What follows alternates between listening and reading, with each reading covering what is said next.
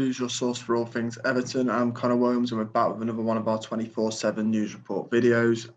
As always, we start with the headline news, and the headline news this evening is that it's breaking news as well. It's that Everton have had a bid in excess of £20 million rejected by Wolves for midfielder Morgan Gibbs-White. Nottingham Forest and Crystal Palace are also interested. That's come from, I believe it's John Percy at the Telegraph. Breaking that news for us there. In honesty, I don't know how much high. Maybe 25, maybe 25, which is reportedly what Sky are saying it is. It's 25 plus the add-ons. No more than that. I don't think he's worth. I don't know, he's very, very good, isn't he? But he's had a good season in the Championship. Is he that good that you go further than 25? I don't think so. I think maybe needs to be a little bit more consistent. I don't know. It's a tough one because he's obviously still quite young, and I can say he's not worth it. And then he can end up going to Palace, and with watching him win Player of the Year next year, one of the players of the season, breakout players of the season next year, and then goes on to have a great career, ends up signing for City, and I look a mug. But I don't think we have the type of money that they're wanting, because we don't just need a number 10. We need a number 10. We need a wing, a left wing / striker for Richarlison. We could do with another right winger.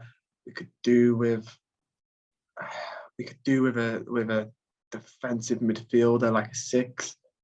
You could argue we could do with an 8. This squad has got many holes, and we're not making a money stretcher for spending it on one player. So we need to be a little bit careful with the money. Unfortunately, it's back to shrewd spending for us. So we'll have to wait. And also, I've said this before, but is this not what Dele Alli's position is, the number 10 role? We have a number 10 in Dele Alli. Is that not what he's meant to be? And if not, then what have we bought him for then? Because I don't think he's an 8. Yeah. Also, does Frank play 10s? Because if he's going to stick Morgan Gibbs-White as an 8, that again will be very unusual. Moving on, we have that Everton are interested in Barcelona forward Memphis Depay to replace Richarlison. This has come from Mundo Deportivo. We ran a poll on the Toffee Blues. 2,636 year voted. It's still open for another 14 hours.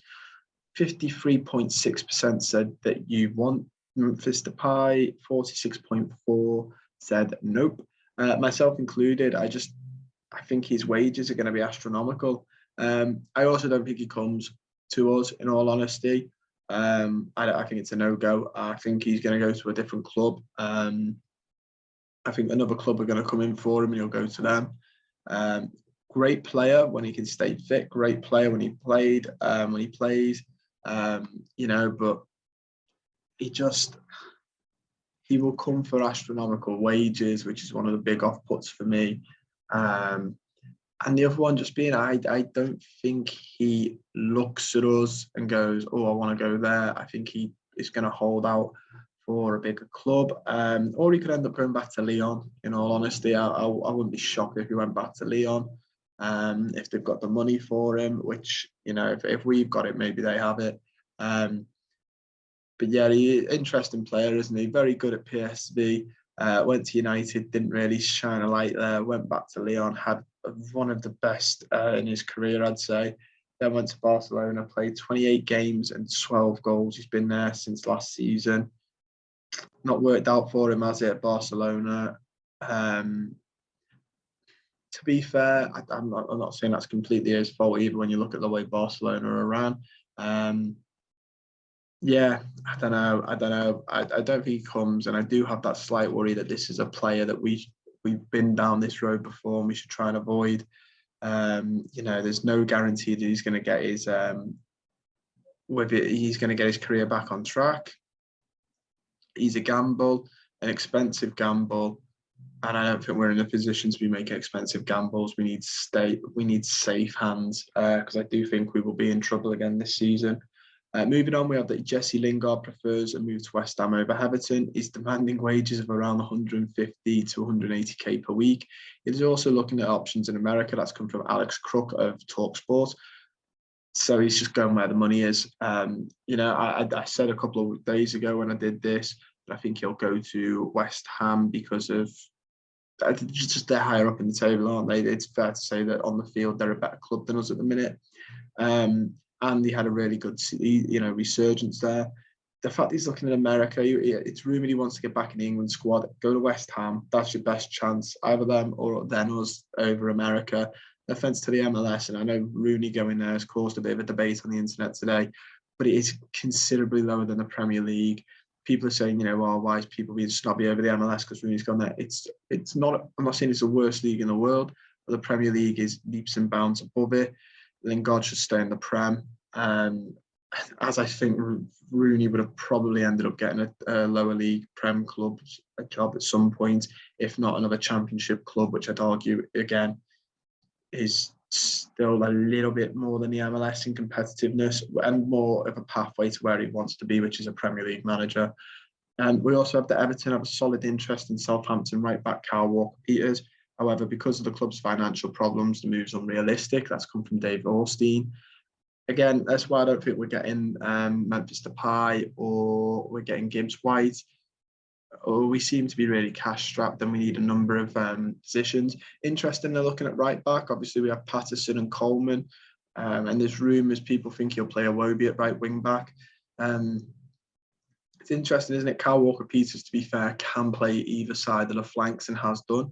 So he'd be a lot more versatile. But I think Southampton are probably going to put a decent paycheck on him, a decent price tag. Yeah, I'd like to see Patterson get a go. Otherwise, what was the point? But you know that again shouldn't have bought him when we bought him. We needed a right back for now, sort of thing. And then bought him. I just if he's not the right back for the next season, then it means either Coleman is, or it asks so many questions like why have we got him if he's not going to be pushing for the first team? We'll have to wait and see. He might stick Iwobi there, but it looks like Walker-Peters is a no-go. We've also got from The Athletic, Everton is still interested in Chelsea forward Armando Broja and the Watford forward Emmanuel Dennis. Tell you what, if we're after these, Dennis in particular is dragging. I saw some say that the clubs had great communication. It was, you know, near enough personal terms. Then some people are saying it's faltering. Everton are trying to get a pay package, blah, blah, blah, blah, blah. He's coming like, you know what I mean? He's dragging a little bit. Broja, again, dragging, but I don't know if that's because he's got more than one club after him. Chelsea want to sell to the best bidder. And Chelsea might want him, but Tuchel not taking him on the pre-season pretty much highlights that his career at Chelsea's probably done. Broja, I'm not fully keen on for the prices that have been rumoured. I don't think he's worth the 30 million to 35 million price tag. In all honesty, Andy Lonergan has signed a new one-year contract with Everton. He must be doing coaching as part of his position because he doesn't play. So I can't tell you why they've done that, other than he must be helping out the youth and the goalkeeping coaches and stuff like that. Otherwise, I am really boggled to see why we've done that. Yeah, it must be. But then I don't know why we wouldn't just hire him as a coach. Gerard Brantwaite and Tyler Onyenogo have not travelled with the Everton squad for their pre-season trip to America. Interesting. Onyango, maybe he's going out on loan, and maybe Brantwaite as well. Brantwaite did have a lot of loan interest as well as permanent interest in the summer, so maybe one of those two are expected to leave the club in the coming days or coming weeks for a loan deal, maybe, possibly. I think a loan deal would do them both very good, which leads on to The Athletic here that says a number of League One clubs are interested in the pair.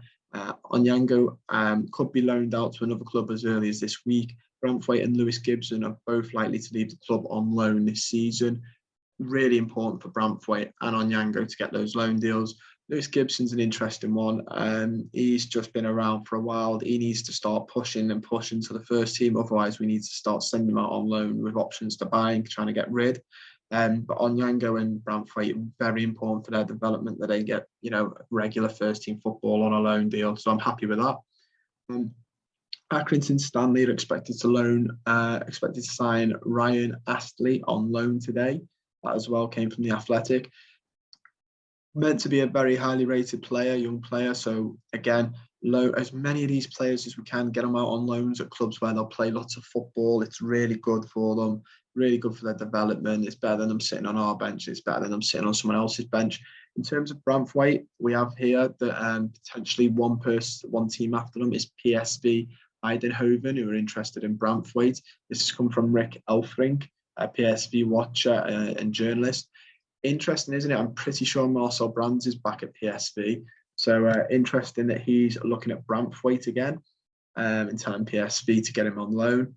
If he's going to get game time, let him go. As much game time as possible. Want to see the lad develop. Want to see him get in the team. Want to see him progress. In all honesty. We also have some news in terms of the regulation and disciplinary update. This has come from the FA spokesperson. Everton have been charged with 2 breaches of the FA rules following its Premier League fixture against Crystal Palace on Thursday, the 19th of May. It's alleged that in the 84th minute and then following completion of the fixture, Everton failed to ensure that its spectators, all persons purporting to be its supporters or followers conducted themselves in an orderly fashion and refrained from threatening and/or violent behaviour whilst encroaching the pitch area. Everton have till the 18th of July to respond.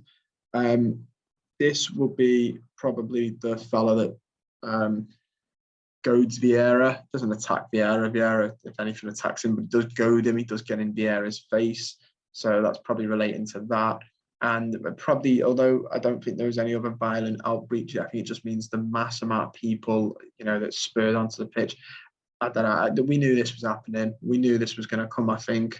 It was just guaranteed. I think the club will probably accept and pay as well.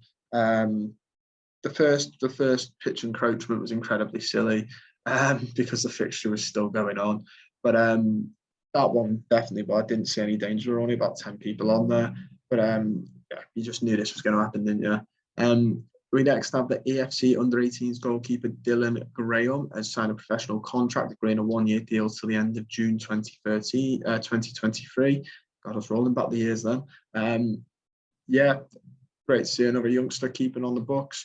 He does look very, very young in his photo, bless him.